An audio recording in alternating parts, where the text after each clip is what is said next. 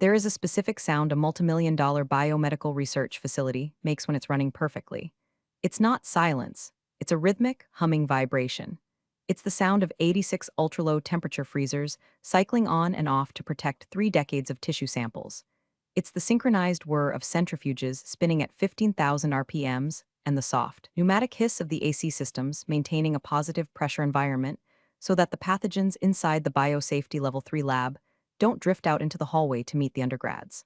For 12 years, I was the conductor of this symphony. I was the named principal investigator, PI, on the T32 Institutional Training Grant and the massive U54 Center grant that served as the financial spine of this university's medical research department. In layman's terms, I brought in the money, I managed the science, and I ensured the federal government didn't shut us down.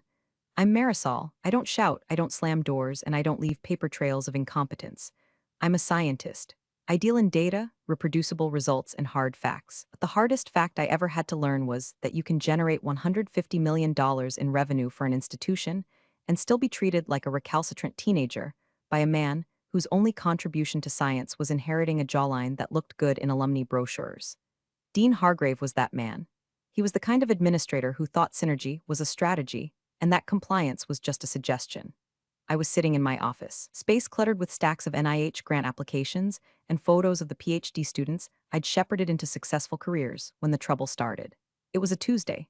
I remember because Tuesday was the day I ate a turkey sandwich at my desk while reviewing the budget variances for the animal colony. Marisol, Hargrave said, leaning against my doorframe. He never knocked. Knocking implies respect for the space on the other side. I noticed something on your shared calendar. Blocked out time, every day, noon to 1. I looked up from the spreadsheet. Yes, Dean, that's my lunch hour. It says Policy 601. That looks like a course code. It is, I said, taking off my reading glasses. I'm auditing a graduate course on federal science policy. It helps with the grant renewals to understand the changing legislative landscape regarding funding allocation. By the way, if you're into stories where competent women get pushed to the edge by corporate idiots and then burn the whole village down, do me a favor and hit subscribe button and maybe give this a like. It helps the algorithm find the other people who need a little vicarious revenge today. Thanks, you're the best. Hargrave frowned, a look that crinkled his perfectly tanned forehead. During the workday, during my unpaid lunch hour, I corrected him gently. I eat while I listen to the lecture. I'm back at my desk by 1:05 p.m., usually answering emails regarding the IRB protocols you asked me to expedite. He walked into the room then, closing the distance between us. It was a power move, designed to make me crane my neck up at him. It looks distracted, Marisol. We have the site visit for the renewal coming up in 6 months. That's $150 million on the table. I need your eyes on the ball, not in some textbook. My eyes are on the ball, Dean. The policy course is for the ball. Understanding how the NIH is shifting its priorities on diversity and inclusion is critical for the narrative of the renewal application. I'm doing this to ensure we get the money. He chuckled, a dry, patronizing sound that grated on my nerves like sand in a bearing. Leave the strategy to the leadership team, Marisol. You're the mechanic. Keep the engine running. You don't need to worry about where the car is going. The mechanic. I have a PhD in molecular biology and a master's in public health. I have authored 42 peer-reviewed papers. I have sat on federal review panels, but to Dean Hargrave, I was just the mechanic. The help. The person who tightened the screws so he could drive the Ferrari and wave to the donors. I'm not dropping the course, Hargrave, I said, keeping my voice level. It's my personal time. It doesn't impact my deliverables. It impacts the perception of your commitment, he shot back, his smile fading into a thin, hard line. When I look at my department chair, I want to see 110% focus, not someone trying to pad their resume for their next job. I'm not looking for next job, I lied. Well, it was a half lie. I wasn't looking yet, but the writing was on the wall, written in invisible ink that only people like me could read. I'm trying to be better at this one. We'll see, he said, pushing off the doorframe. Just remember who signs the effort certification reports, Marisol. Perception is reality in this building. He walked away, leaving the scent of expensive cologne and cheap intimidation in his wake. I stared at the empty doorway for a long time. My heart wasn't pounding, my hands weren't shaking. I wasn't scared, I was calculating. See, Hargrave made the classic mistake of the arrogant mediator. He assumed that because I was quiet, I was compliant. He assumed that because I cared about the program, I would tolerate any abuse to protect it. He didn't understand that the mechanic knows exactly which bolt to remove to make the wheels fall off at 60 miles per hour. I turned back to my computer. I didn't close the spreadsheet. I opened a new folder on my private drive. I named it Documentation. If he wanted to talk about reality, I was going to start collecting some receipts. The hum of the freezers seemed to deepen, a low growl of agreement. The war hadn't started yet, but the first shot had just been fired, and he didn't even know he was the one in the crosshairs. The following week, the department held its monthly all-hands meeting. These gatherings were usually an hour of self-congratulatory slideshows where Hargrave took credit for the work of postdocs who were surviving on ramen noodles and caffeine. We gathered in the large auditorium, the air stale with recycled AC and suppressed groans. I sat in the third row, notebook open, pen poised. I was the model employee. I was focused. Hargrave took the podium, flashing that megawatt smile that probably secured more donations than our actual cancer research data. Great quarter, everyone, he boomed. Really spectacular effort across the board. He clicked to the next slide. It was a picture of Kyle, a junior principal investigator who had been with us for barely 2 years. Kyle was 29, wore vests over t-shirts, and had a habit of borrowing my lab technicians without asking. I want to give a special shout-out to Kyle, Hargrave said, beaming. Kyle has just launched his own biotech consulting firm on the side. It's this kind of entrepreneurial spirit that puts our university on the map, showing the industry that we have the brains and the business savvy. Stand up, Kyle. Kyle stood up, waving awkwardly. The room clapped politely. I didn't clap. I felt a cold knot tighten in my stomach. Kyle was running a for-profit business during the work week, using, undoubtedly, university resources and reputation to bolster his personal brand, and he was being heralded as a visionary. I, on the other hand, was taking a lunch hour course to understand how to save the university's federal funding, and I was being threatened with insubordination. The hypocrisy wasn't just a bitter pill, it was a cyanide capsule. It signaled that this wasn't about time management or commitment. This was about control. Kyle was non-threatening to Hargrave because Kyle wanted to make money. Hargrave understood greed. He respected it. But me, I wanted knowledge. I wanted policy influence. I wanted to understand the machinery of power that men like Hargrave monopolized, and that terrified him. After the meeting, I went straight to my office. I didn't go to the lab to check on the cell cultures. I didn't go to the animal facility. I closed my door and logged into the university's email server. I started digging. Not for dirt on Kyle. He was irrelevant, just a symptom of the disease, but for the paper trail of my own existence. I downloaded every performance review from the last 12 years. Every single one was rated exemplary. I downloaded the email threads where I had successfully negotiated the budget cuts with the NIH grants management specialist. I downloaded the effort certification reports that proved I worked an average of 60 hours a week, well above the 40 I was paid for. Then I opened the NIH ERA Commons portal. This is the federal database where all grant information lives. It's the holy of holies for researchers. I checked my status. Role, PD/PI, Program Director/Principal Investigator. Status, active. Authority, full. I took a screenshot.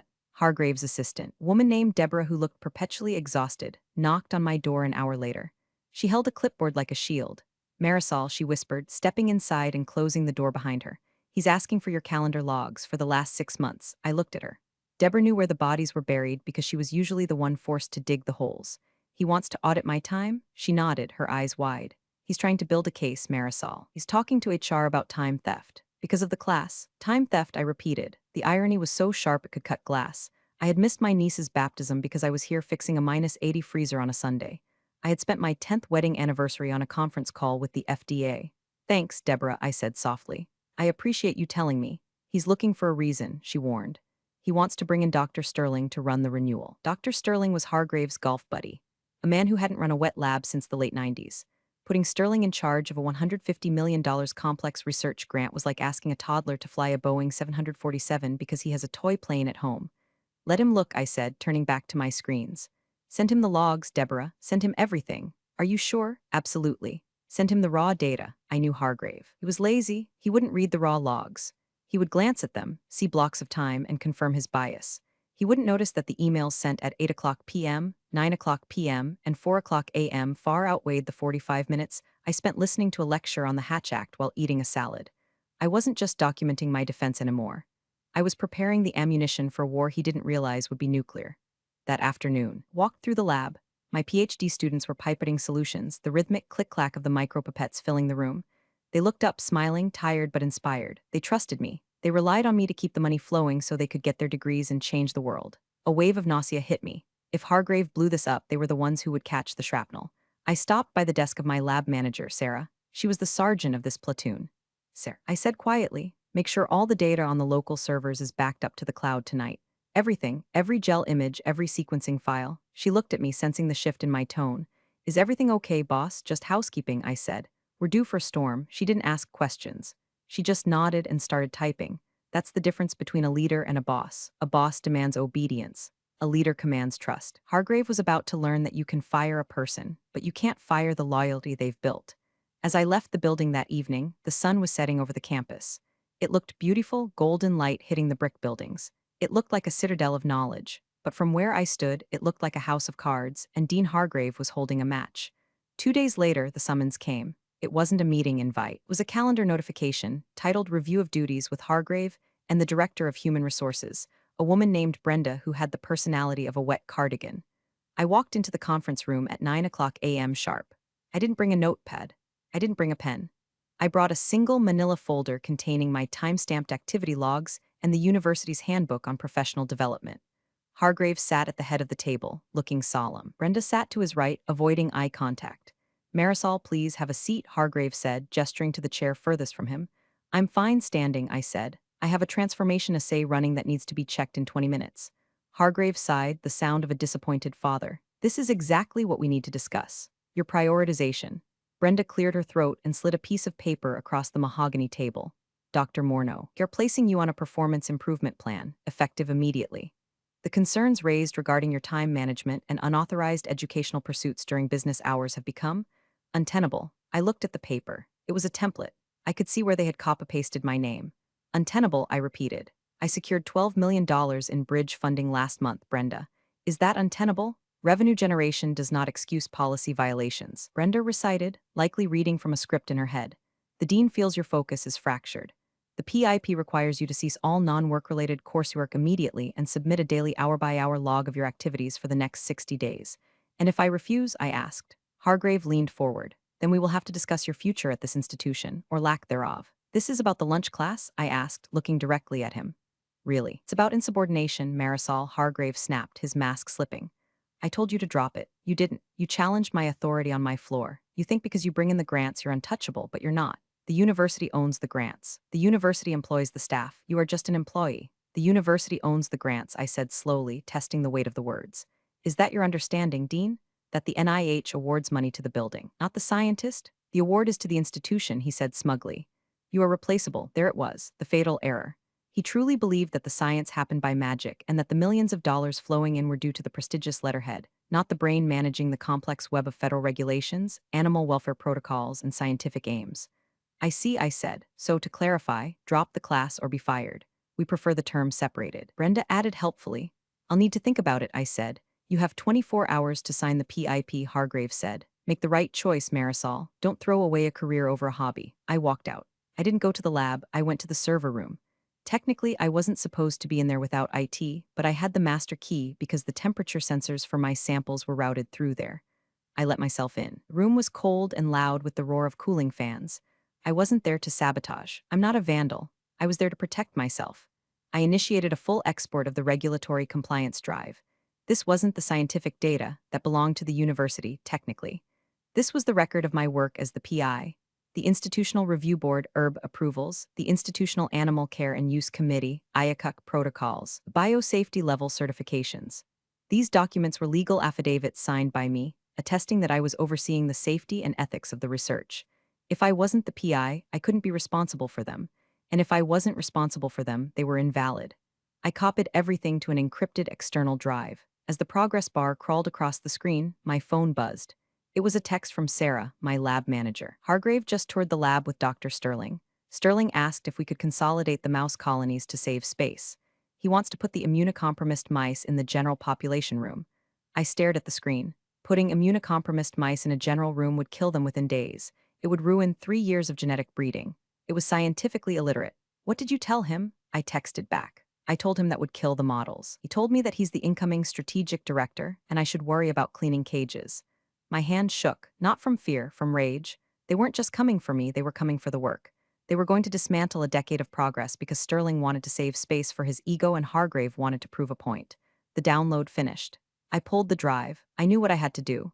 Signing the PIP was an admission of guilt, was a collar around my neck. If I stayed, I would be micromanaged into insanity, and eventually fired anyway once they felt they had transferred enough of my knowledge to Sterling.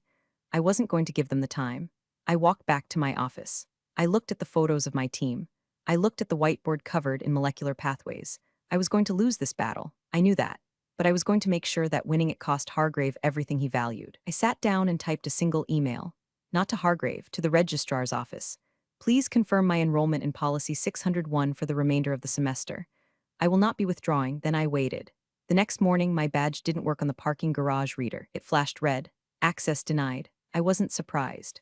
I reversed my car, parked in the visitor lot, paid the $25 daily rate, and walked to the building. A security guard at the front desk, a man named Earl who I'd baked cookies for every Christmas for 10 years, couldn't look me in the eye. They told me to send you straight to admin, Dr. Morneau, he mumbled, looking at his shoes. Sorry. It's okay, Earl, I said. You're doing your job. I took the elevator up to the dean's suite. The hallway felt longer than usual. The silence was heavy. Hargrave and Brenda were waiting. The door was already open. There was a cardboard box on the table.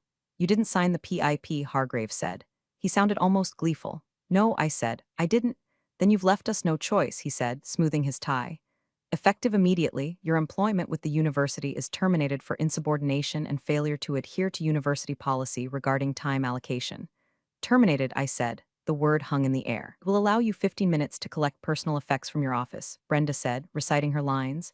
Security will escort you. You are not to access any computers. You are not to speak to staff. And the grant? I asked. The renewal meeting is in 4 months. We have it handled. Hargrave waved a hand dismissively.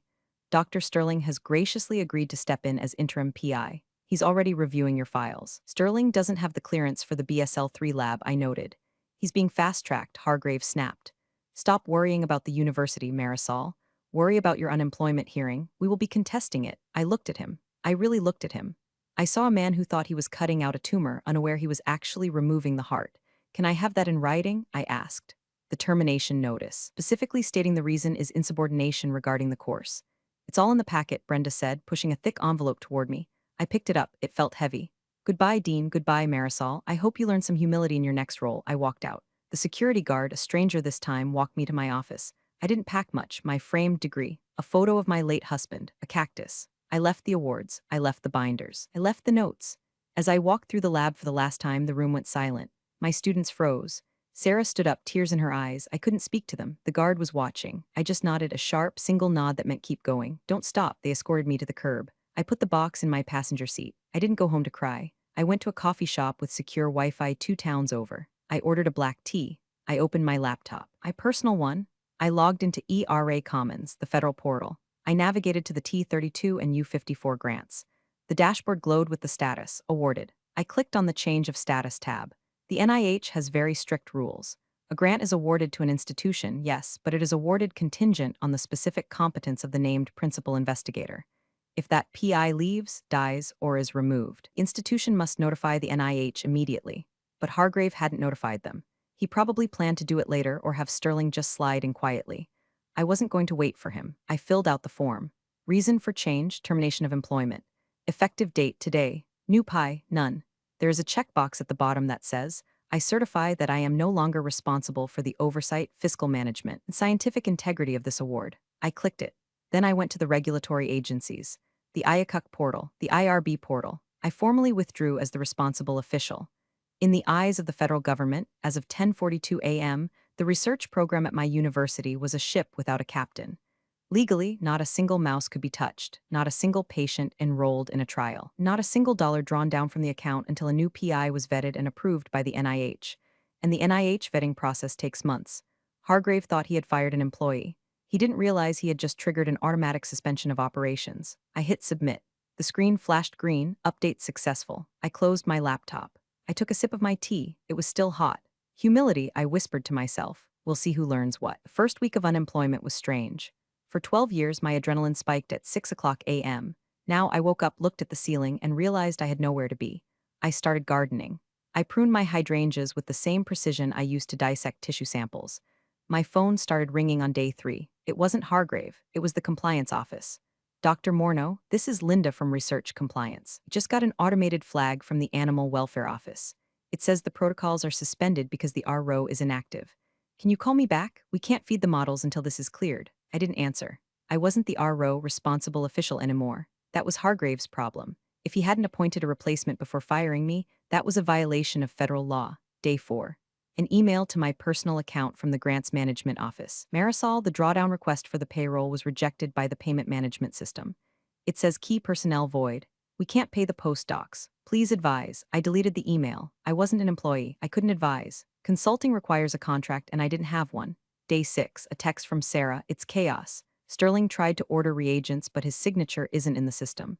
The vendors put our account on hold. Hargrave is screaming at it. He thinks it's a computer glitch. I smiled at that. A glitch. That's what they always think. They think the system works automatically. They don't see the thousands of hours of maintenance. They don't see the person holding the wires together during the storm. They remove the person and blame the wires.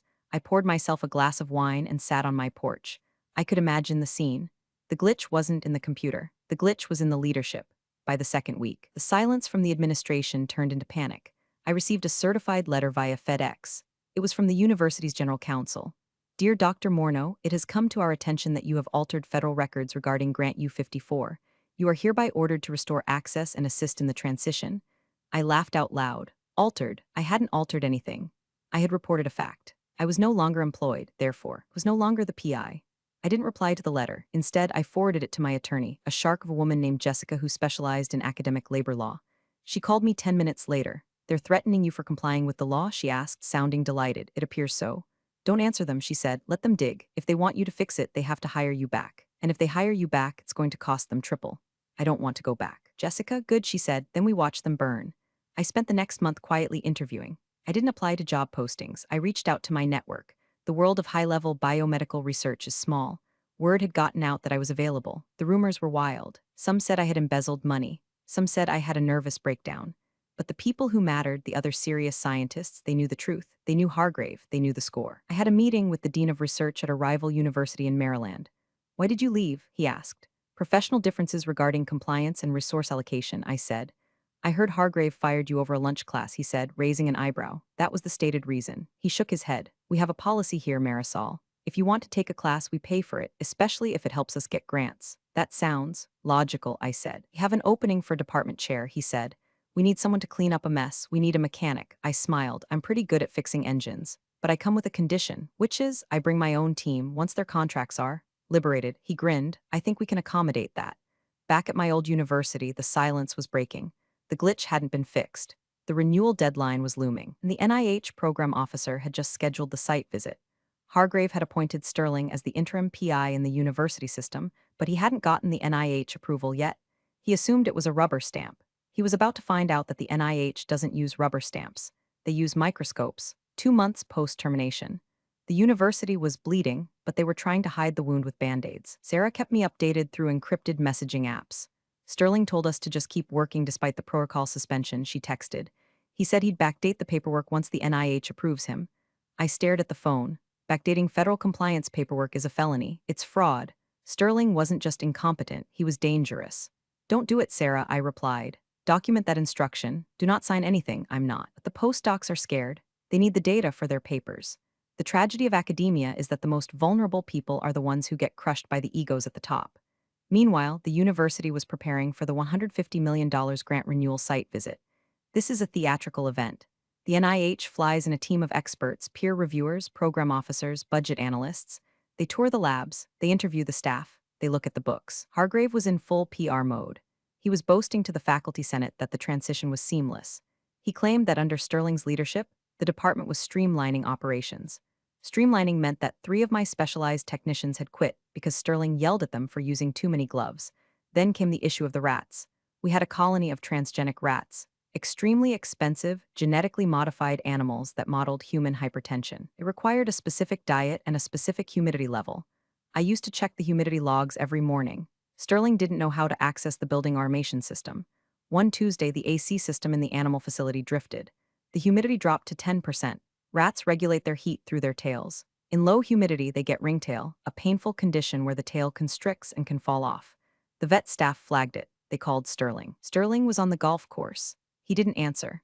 By the time he came in the next day, the vet had reported the incident to OLA, Office of Laboratory Animal Welfare. This is a mandatory reportable event. It goes on the permanent record. When you are applying for $150 million grant, having an active animal welfare investigation is like showing up to a job interview with blood on your shirt. Hargrave tried to spin it. He blamed the facility's staff, blamed the aging infrastructure. He didn't mention that I had a pending work order to upgrade the humidity sensors that he had canceled to save money.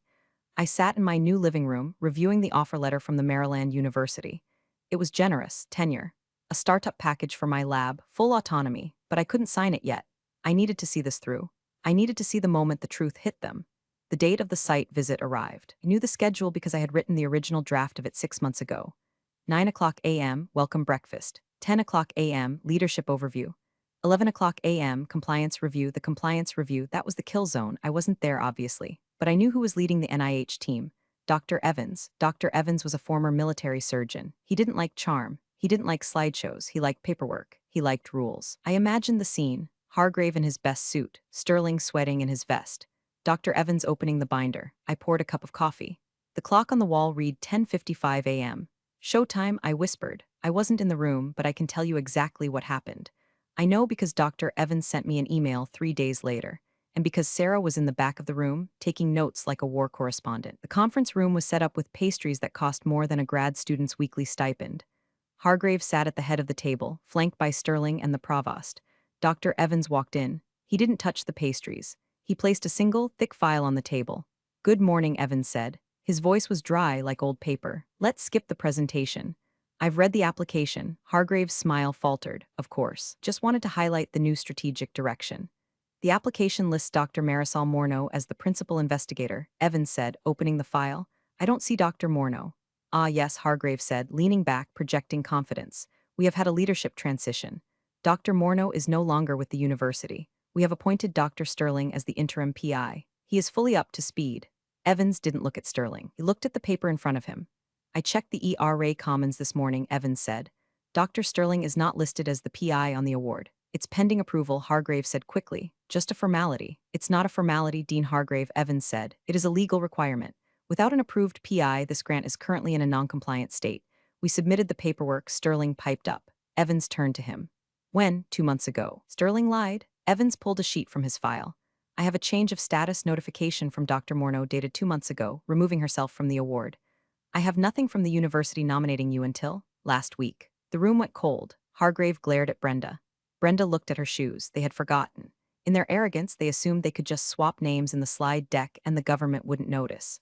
Furthermore, Evans continued, flipping a page. "Since there was no active PI for 2 months who has been overseeing the human subjects research, I have," Sterling said. "But you aren't the PI," Evans said, "and you aren't listed on the IRB protocols, which means any patient data collected in the last 60 days was collected without authorized oversight." "That's a technicality," Hargrave said, his voice rising. "It's a violation of the Code of Federal Regulations, Title 45. Evans said sharply. He closed the binder. "Gentlemen, I cannot renew a grant for a program that is currently operating illegally." "Now wait a minute," Hargrave stood up. "This is a $150 million center. You can't just shut it down because of paperwork." "I'm not shutting it down because of paperwork," Evans said, standing up as well. "I'm shutting it down because you fired the only person who knew how to run it. And you were too arrogant to realize she took the keys with her." "We can fix this," the provost interrupted, looking pale. "We can get Marisol back." Evans paused. He looked at Hargrave. Then he looked at the empty chair where I should have been. "I suspect," Evans said, "that ship has sailed. And frankly, based on what I've seen of your strategic direction, I wouldn't blame her." He picked up his file. "The renewal is denied. You will receive the formal notice of termination of funding within 48 hours. I suggest you start preparing your close-out reports. You have 30 days to shut down the labs." He walked out. "Sarah texted me at 11:15 a.m. He denied it. It's over." Hargrave is screaming. "The provost looks like he's having a stroke." I sat on my porch. A bird landed on the feeder I had just filled. It chirped, a happy, oblivious sound. I didn't feel happy. I didn't feel sad. I felt the specific, cold satisfaction of an equation balancing out. Force equals mass times acceleration. Stupidity equals arrogance times consequence. The collapse was fast. It wasn't a slow decline, it was a cliff drop. The notice of award, termination, arrived via email the next day. It was CC'd to the university president. $150 million. Gone. Overhead costs, the money the university keeps for lights and administration. Gone. Salary support for 45 faculty members. Gone. The provost suspended Hargrave pending an internal investigation. It was a nice gesture, but it was like putting a Band-Aid on a decapitation. The real tragedy wasn't in the administrative offices. It was in the labs. Because the funding was pulled immediately, the animal colonies had to be reduced. That's the polite euphemism. I drove to the campus that Friday. I couldn't go inside, but I met Sarah in the parking lot. She was crying. They made us euthanize the hypertension line, she sobbed. 6 years of breeding, gone in an hour. Sterling didn't even watch. He sent the vet text to do it. I held her. I felt a deep, burning sorrow for the waste of it all. Not for the money, for the knowledge, for the potential cures that were now just ash in an incinerator because a man in a suit felt threatened by a woman with a plan. I'm sorry, Sarah, I said. I'm so sorry. It's not your fault, she said, wiping her face. You protected us as long as you could. Pack your things, I told her. And tell the postdocs to pack theirs. Don't sign any severance agreements. Why? Because you're not staying unemployed, I said.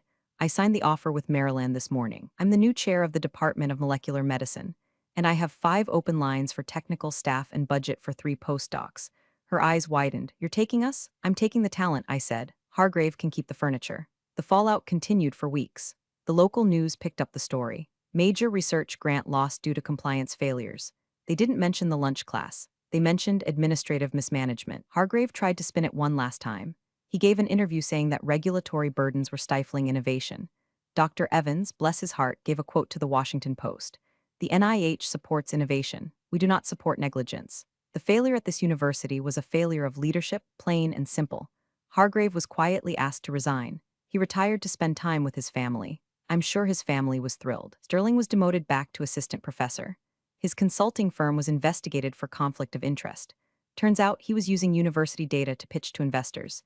He was fired 6 months later, but the damage was done. The center was hollowed out. The hallways where we had made discoveries were dark. The freezers were unplugged, their doors left open to prevent mold. The hum was gone. It was a graveyard. I sat in my new office in Maryland. It was bigger. A window looked out over a grove of trees.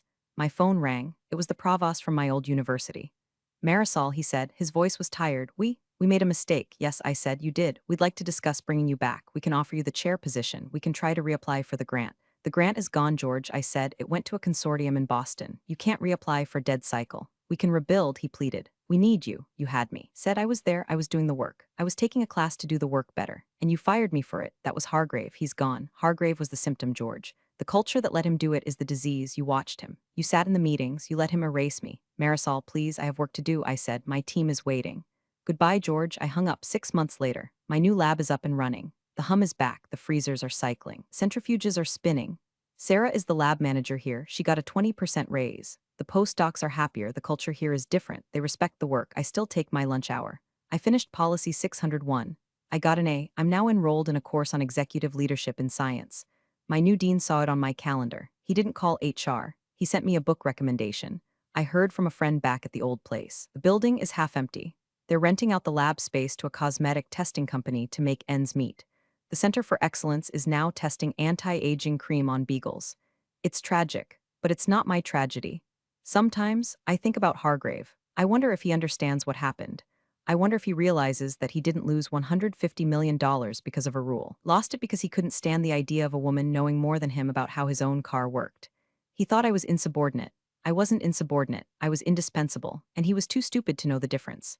There's a saying in mechanics, if it ain't broke, don't fix it. But there's a corollary that people forget. If you break it on purpose, don't expect the person you fired to come back and glue it together. I walked out of my office and down the hall. The students waved. The data was flowing. The NIH had just invited me to sit on a high-level advisory council for future funding. I checked my phone, a text from an unknown number. Hope you're happy. I looked at it. I didn't block the number. I wanted him to be able to reach me, just so he could know I was reading it and choosing not to reply. I typed a reply in my head, the one I'd never send. I'm not happy, Hargrave. Happiness is fleeting. I'm effective, and that lasts longer. I deleted the draft. I put the phone in my pocket. I walked into the lab, put on my gloves, and got back to work. We have a grant to write. And this time, nobody is going to stand in my way. Real power doesn't always announce itself with a title. It resides in competence and indispensable knowledge. Marisol quietly let their arrogance unravel an entire program. Underestimating someone's true value often costs far more than any perceived slight. Never forget that. Appreciate you all for sticking through this one. See you in the next story.